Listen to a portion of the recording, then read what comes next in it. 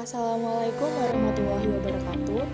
Kami dari kelompok 5 mata kuliah hidrologi akan menjelaskan materi yang berjudul Ekosistem dan Air Laut dengan dosen pengampu Ibu Mary Herlina, SPD MPD. Sebelum kami masuk ke pembahasan, izinkanlah kami memperkenalkan diri terlebih dahulu. Izin memperkenalkan diri, saya Dian Zakia Fadila dengan NPM 2313034063. Izin memperkenalkan diri, nama saya Nazwa Wahyudi dengan NPM 2313034098. Izin memperkenalkan diri, nama saya Dara Muhammadiyah dengan NPM 2313034099. Izin memperkenalkan diri, nama saya Desta Natasha dengan NPM 2313034053.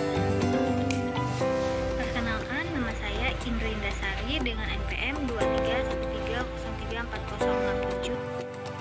Izin memperkenalkan diri, nama Elvinisa Zaharani Wibowo dengan NPM 2313034064. Di sini rumusan masalah yang akan kami bahas yaitu ada 8. Yang pertama yaitu apa itu ekosistem dan air laut. Lalu yang kedua, apa saja yang meliputi komponen biotik dan abiotik. Ketiga, jelaskan apa saja ciri-ciri ekosistem air laut. Yang keempat, bagaimana pembagian daerah ekosistem air laut. Yang kelima, apa saja jenis-jenis ekosistem air laut. Lalu yang keenam, bagaimana pemanfaatan ekosistem air laut. Yang ketujuh, upaya apa yang dapat dilakukan untuk penanggulangan eksploitasi laut. Dan yang terakhir, bagaimana pencegahan terhadap rusaknya ekosistem air laut di daerah ekosistem air laut. Baik, materi yang pertama yaitu mengenai pengertian ekosistem dan air laut. Apa sih ekosistem dan air laut? Jadi, ekosistem adalah suatu sistem ekologi yang terbentuk oleh hubungan timbal balik tak terpisahkan antara makhluk hidup dengan lingkungannya. Ekosistem merupakan penggabungan dari setiap unit biosistem yang melibatkan interaksi timbal balik antara organisme dan lingkungan fisik sehingga aliran energi menuju kepada suatu struktur biotik tertentu dan terjadi suatu siklus materi antara organisme dan anorganisme. Sedangkan air laut adalah air yang berasal dari laut atau samudra dan memiliki karakteristik berbeda dari air tawar. Nah, air laut ini memiliki ciri khas yaitu kadar garam yang sangat tinggi. Lalu, ekosistem tersusun atas dua komponen utama, yaitu yang pertama komponen biotik. Nah, komponen biotik ini adalah komponen lingkungan yang terdiri atas makhluk hidup yang ada di ekosistem. Nah, contohnya seperti tumbuhan, lalu hewan, jamur, dan bakteri. Lalu yang kedua, komponen abiotik. Komponen abiotik meliputi faktor fisik dan kimia yang tidak hidup dalam ekosistem, seperti air, lalu udara, tanah, sinar matahari, dan juga suhu. Berikut ini adalah gambar dari ekosistem yang ada di lautan. Saya akan menjelaskan tentang pembagian daerah ekosistem air laut. Ekosistem air laut itu dibagi menjadi 3 bagian, yaitu ekosistem laut dangkal dan ekosistem laut dalam, pembagian zona ekosistem, dan pembagian menurut penetrasi cahaya matahari dan aktivitas fotosintesis dari fitoplankton. Ekosistem laut memiliki perbedaan ciri yang cukup kontras antara wilayah laut dangkal dan wilayah laut dalam. Nah, sekarang saya akan menjelaskan tentang ekosistem laut dangkal. Apa sih ekosistem laut dangkal? Ekosistem laut dangkal itu adalah suatu lingkungan laut yang terletak dekat dengan pantai atau di perairan dangkal.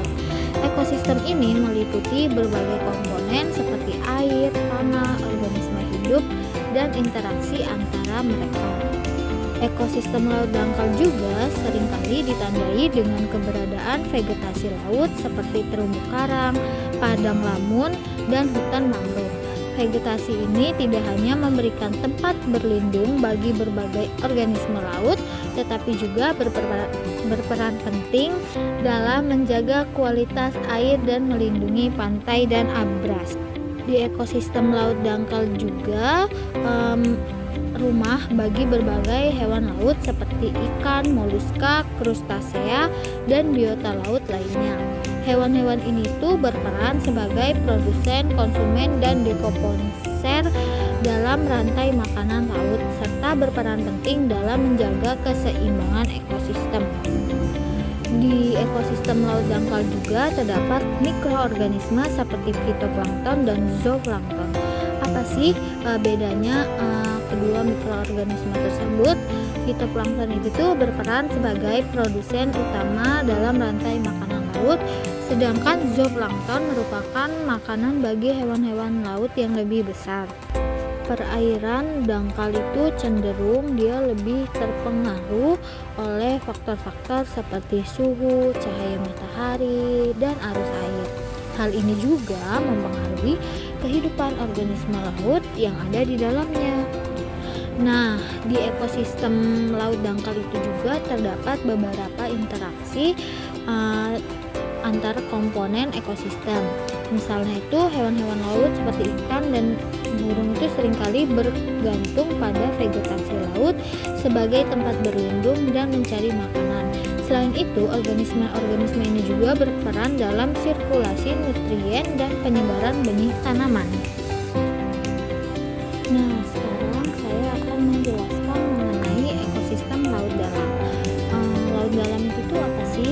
Nah, ekosistem laut dalam itu adalah suatu lingkungan laut yang terletak jauh dari pantai dan memiliki kedalaman yang cukup besar. Ekosistem ini mencakup perairan air laut yang lebih dalam seperti karung laut, dasar laut, dan perairan sekitar gunung laut, bawah laut. Nah, jadi itu ekosistem laut dalam itu dia tempatnya lebih jauh dibandingkan ekosistem laut dangkal tadi. Kalau ekosistem laut dalam itu dia tempatnya lebih seram, lebih gelap, dan lebih dingin suhu airnya. Nah, biasanya ekosistem laut dalam itu memiliki kedalaman yang signifikan, biasanya lebih dari 200 meter. Pada kedalaman ini, cahaya matahari itu tidak dapat menembus dengan baik sehingga kondisi pencahayaan sangat terbatas. Hal ini mempengaruhi jenis organisme yang dapat hidup di dalamnya.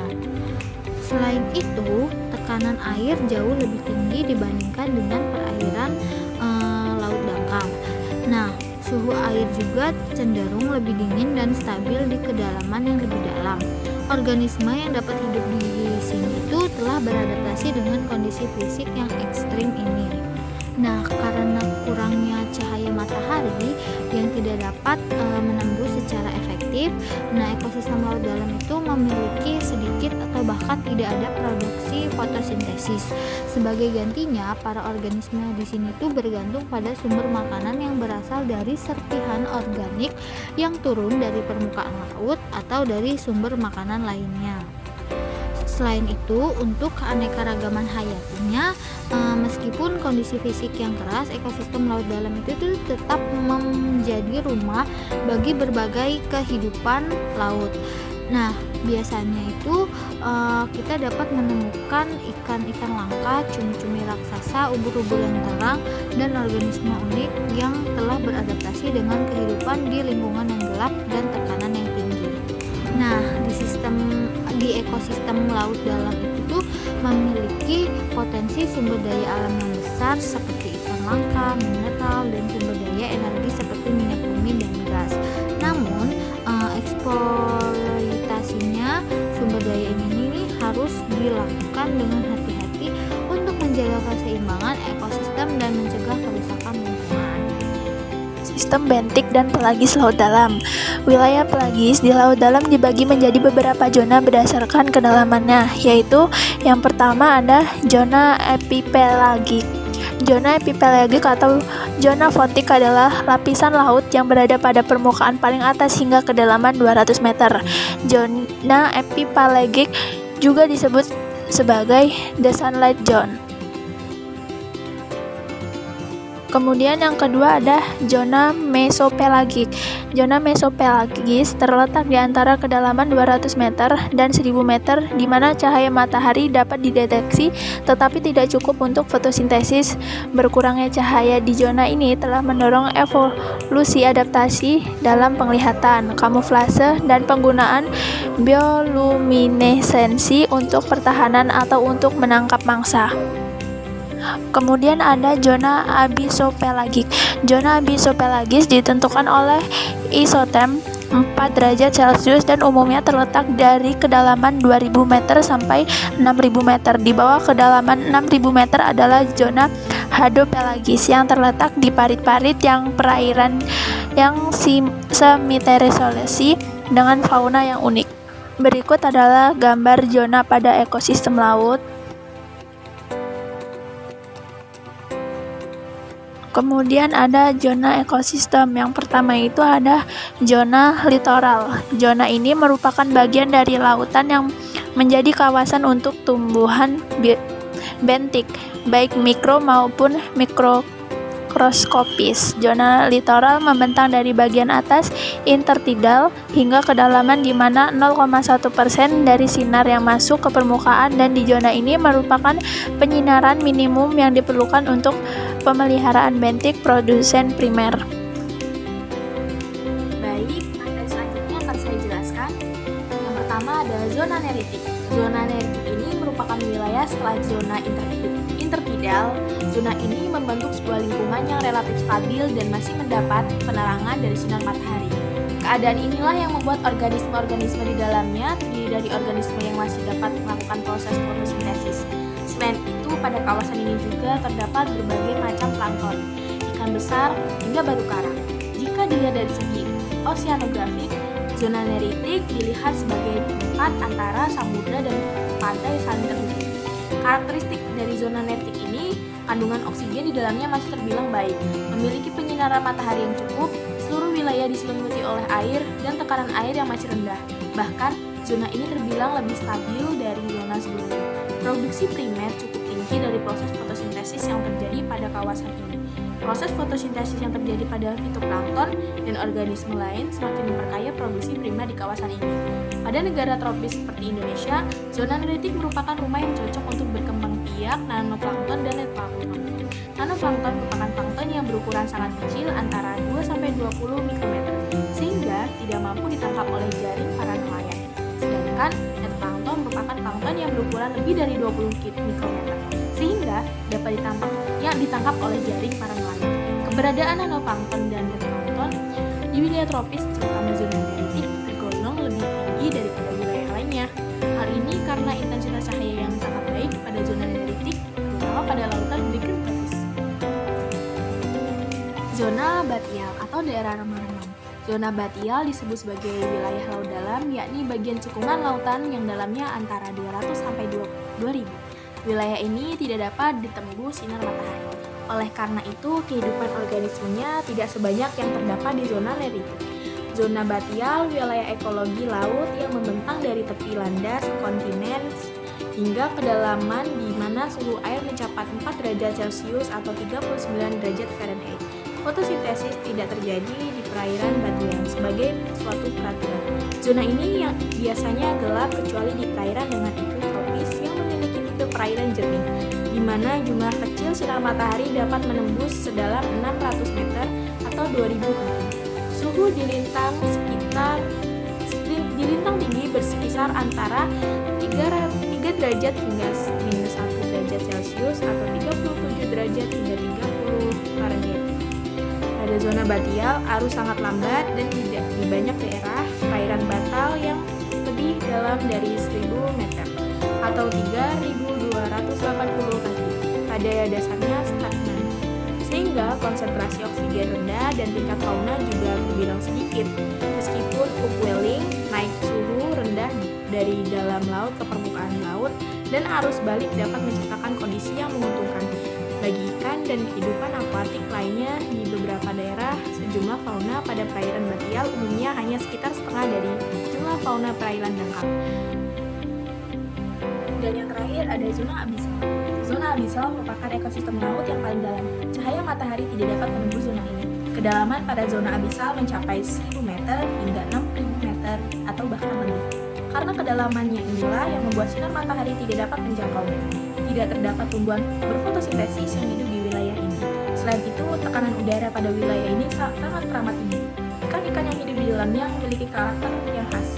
Wilayah perairan abisal ini didapati oleh ikan demersal, ikan yang menghuni perairan dasar, dan diyakini memiliki peran penting dalam proses transfer energi di zona perairan dalam. Ikan-ikan tersebut pada zona abisal memiliki distribusi yang lebih banyak dari zona-zona di atasnya. Ikan demersal yang hidup di wilayah laut dalam biasanya adalah betu. Ikan ini memiliki ciri khas yaitu hidup di dekat atau pada dasar laut, memiliki tubuh yang datar atau memanjang, pada tubuhnya mengandung sedikit minyak ikan, tidak menyukai hidup secara bergelombol. Beberapa ikan tersebut adalah ikan grenadier, Coryphaenoides armatus, Coryphaenoides ulys, Antimora microlepis, Chimecale parasitita, Piting lithodid, dan udang aristide ikan Bathypterois. Konsentrasi garam-garam nutrisi nitrogen, fosfor, dan silika di perairan abisal jauh lebih tinggi daripada di zona atasnya. Hal ini karena perairan abisal dan hadal merupakan tempat penampungan garam-garam dari bahan biologis yang terurai mengendap ke bawah dari atas zona. Dan kurangnya sinar matahari menghambat uraian zat-zat tersebut. Menurut penetrasi cahaya matahari dan aktivitas fotosintesis dari fitoplankton, pembagian lautan berdasarkan intensitas matahari itu dibagi menjadi 3, yaitu ada zona fotik, ada zona disfotik, dan ada zona afotik. Zona fotik adalah zona yang berada di permukaan laut setinggi 200 meter atau sekitar 656 kaki, yang disebut juga zona eufotik. Karena sinar matahari cukup menembus zona ini untuk mendukung pertumbuhan fitoplankton atau makroalga, yaitu tanaman yang membutuhkan sinar matahari untuk membuat makanan dan bertahan hidup. Menyediakan sebagian besar produksi primer atau makanan laut, maka zona ini juga dikenal sebagai zona sinar matahari atau zona epipelagis. Organisme di zona bawah bergantung pada makanan yang turun dari atas, mulai dari gumpalan kecil bakteri dan alga mati hingga bonanza sekali seperti ikan paus mati. Zona disfotik yang berada di area antara 200 dan 1000 meter, yaitu sekitar 656 dan 3280 kaki. Juga dikenal sebagai zona senja atau zona mesopelagis. Intensitas cahaya di zona ini berkurang secara signifikan seiring bertambahnya kedalaman, sehingga penetrasi cahaya menjadi minimal sekitar 20% produksi primer dari permukaan turun ke zona mesopelagis. Akibatnya, kepadatan atau biomasa penghuni zona mesopelagis lebih rendah dibandingkan di permukaan laut. Dan organisme mesopelagis memiliki beragam mekanisme menarik yang membantu mereka menemukan makanan serta menghindari menjadi makanan bagi spesies lain. Ini berada di kedalaman bawah laut sekitar 1000 meter atau 3280 kaki, yang mencakup zona tengah malam atau zona bathypelagis yang kedalamannya di antara 1000 meter dan 4000 meter. Yang selanjutnya jurang laut atau abyssopelagis yang kedalamannya di antara 4000 dan 6000 meter. Dan zona hadal atau zona hadopelagis yang kedalamannya mencapai 6000 meter atau sekitar 19685 kaki dan lebih dalam. Satu-satunya cahaya yang tersedia di kedalaman ini dihasilkan oleh organisme. Sekitar 5% produksi primer dari permukaan sampai ke dasar laut. Lebih sedikit makanan berarti lebih sedikit biomasa. Kadang-kadang benda-benda seperti hiu atau paus mati mencapai dasar laut, namun umumnya makanan langka. Terakhir ada zona afotik atau zona afoto. Ini berada di kedalaman bawah laut sekitar 1000 meter atau 3280 kaki, yang mencakup zona tengah malam atau zona bathypelagis yang kedalamannya di antara 1000 meter dan 4000 meter. Yang selanjutnya jurang laut atau abyssopelagis yang kedalamannya di antara 4000 dan 6000 meter. Dan zona hadal atau zona hadopelagis yang kedalamannya mencapai 6000 meter atau sekitar 19685 kaki dan lebih dalam. Satu-satunya cahaya yang tersedia di kedalaman ini dihasilkan oleh organisme. Sekitar 5% produksi primer dari permukaan sampai ke dasar laut. Lebih sedikit makanan berarti lebih sedikit biomasa. Kadang-kadang benda-benda seperti hiu atau paus mati mencapai dasar laut, namun umumnya makanan langka. Yang selanjutnya ada ekosistem laut, yaitu ekosistem yang terjadi karena adanya interaksi antara makhluk hidup dan lingkungan di wilayah laut. Yang pertama itu ada ekosistem pantai, yaitu ekosistem yang memiliki hamparan pasir yang luas dan berada di pesisir pantai. Pada siang hari, ekosistem ini selalu terpapar sinar matahari yang kuat. Selain itu, ekosistem ini selalu terkena deburan ombak. Gambar selanjutnya itu ada ekosistem terumbu karang, yaitu ekosistem yang berada di laut yang dangkal dan jernih sehingga cahaya matahari dapat masuk ke dalamnya. Adapun organisme yang hidup di dalamnya, contohnya itu ada bintang laut, ganggang, hewan-hewan spons, berbagai jenis ikan. Di gambar selanjutnya itu ada ekosistem laut dalam, yaitu ekosistem yang berada di palung laut atau bagian laut yang paling dalam. Cahaya matahari pun tidak dapat masuk ke dalamnya. Organisme-organisme yang hidup di dalam ekosistem laut ini adalah ikan-ikan yang dapat memancarkan cahaya sendiri, organisme pengurai, dan predator. Di gambar selanjutnya itu ada ekosistem estuari, yaitu ekosistem yang berada di wilayah percampuran antara sungai dan air laut. Cahaya matahari pun dapat masuk ke dalamnya. Di dalam ekosistem estuari terdapat ekosistem hutan mangrove dan ekosistem padang lamun. Yang selanjutnya itu ada ekosistem padang lamun, yaitu ekosistem khas di laut dangkal pada wilayah pesisir perairan hangat dengan dasar pasir dan didominasi oleh tumbuhan lamun, sekelompok tumbuhan anggota bangsa Alismastalis yang beradaptasi di air asin. Padang lamun biasanya hanya dapat terbentuk pada bagian perairan laut yang dangkal kurang dari 3 meter, namun dasarnya tidak pernah terbuka dari perairan, selalu tergenang. Air itu ada ekosistem hutan mangrove, yaitu ekosistem alamiah yang memiliki nilai ekologis dan ekonomi tinggi. Salah satu fungsi ekologisnya itu pelindung pantai dari hembasan arus gelombang laut, serangan angin, habitat biota, tempat biota mencari makan, tempat asuhan dan pembesaran, serta tempat pemijahan bagi biota perairan. Mangrove sebagai tempat mencari makanan berkontribusi terhadap kompleksitas habitat dan keanekaragaman makrofauna yang berasosiasi dengan ekosistem ini, seperti kepiting dan moluska yang merupakan makrofauna yang paling dominan di ekosistem. Baik, yang selanjutnya yaitu ada pemanfaatan ekosistem air laut. Seperti yang kita ketahui, di dalam dan di atas laut terdapat banyak sekali sumber kekayaan alam yang dapat dimanfaatkan. Yang pertama yaitu laut sebagai sumber makanan. Seperti yang kita ketahui, sebagian sumber makanan kita berasal dari laut seperti ikan, rumput laut, garam, dan sebagainya. Lalu yang kedua, untuk mengontrol iklim di dunia. Tanpa peranan laut, maka hampir keseluruhan planet bumi ini akan menjadi terlalu dingin bagi manusia untuk hidup. Karena laut memiliki peranan penting dalam mengontrol iklim dunia dengan memindahkan panas dari daerah ekuator menuju daerah kutub. Lalu yang ketiga yaitu laut sebagai tempat rekreasi dan hiburan. Selain digunakan untuk iklim dunia dan sumber makanan, laut juga dapat dijadikan salah satu pilihan untuk dijadikannya tempat berwisata rekreasi. Misalnya, jika airnya jernih, maka dapat digunakan untuk tempat pemandian dan dapat dijadikan objek turis jika memiliki teluk-teluk yang indah. Lalu, laut sebagai tempat barang tambang. Di laut dangkal sekitar Asia Tenggara telah terbukti banyak ditemukan barang tambang serta minyak bumi. Saat ini kita tinggal menikmati hasil dari pengendapan makhluk-makhluk laut yang telah mati jutaan tahun yang lalu, yang kita kenal dengan nama minyak bumi. Lalu yang terakhir yaitu sebagai objek riset dan penelitian. Laut sering digunakan sebagai tempat dan alat bantu untuk peneliti yang terkait dengan tentang morfologi dasar laut, gerakan air laut, salinitas air laut, dan proses-proses yang terjadi di dalam laut, bagaimana kehidupan di laut, serta manfaat laut bagi manusia, terutama penduduk sekitar. Yang selanjutnya yaitu ada upaya penanggulangan eksploitasi laut.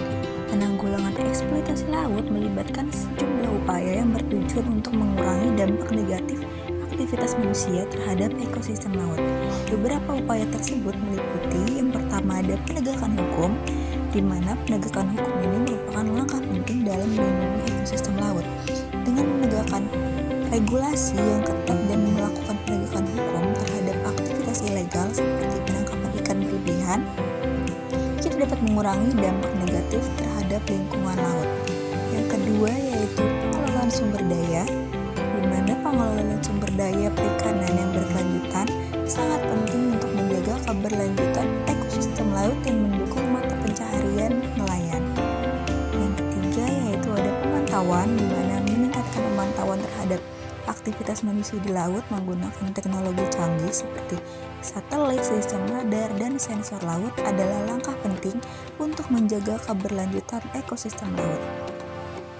Lalu yang keempat ada pelestarian habitat, di mana kita melindungi dan memperluas era perlindungan laut seperti taman laut, kawasan konservasi, dan cagar alam adalah langkah penting dalam pelestarian habitat laut. Lalu yang terakhir adalah pendidikan dan kesadaran, di mana kita meningkatkan kesadaran masyarakat tentang pentingnya menjaga ekosistem laut melalui program pendidikan, kampanye penyuluhan, dan kegiatan partisipasi lainnya.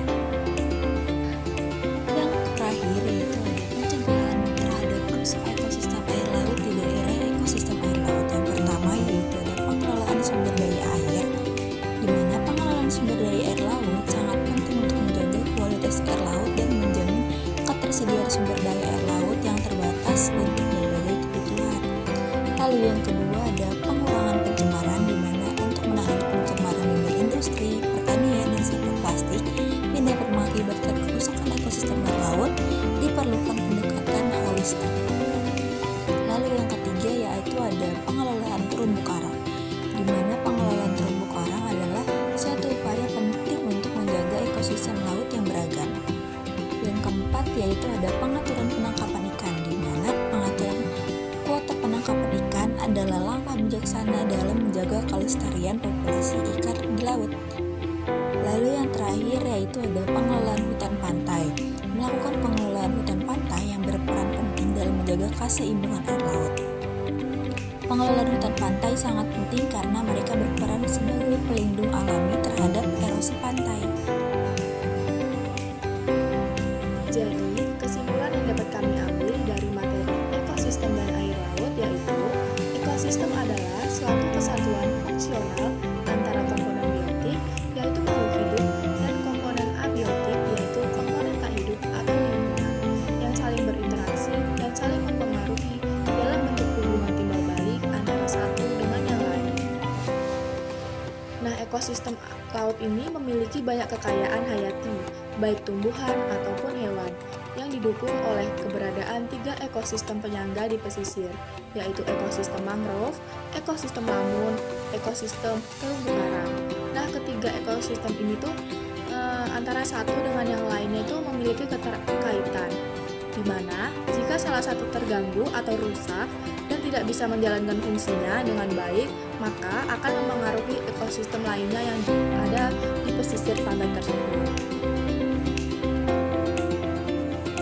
Baik, sekian yang dapat kami sampaikan. Kurang lebihnya kami mohon maaf.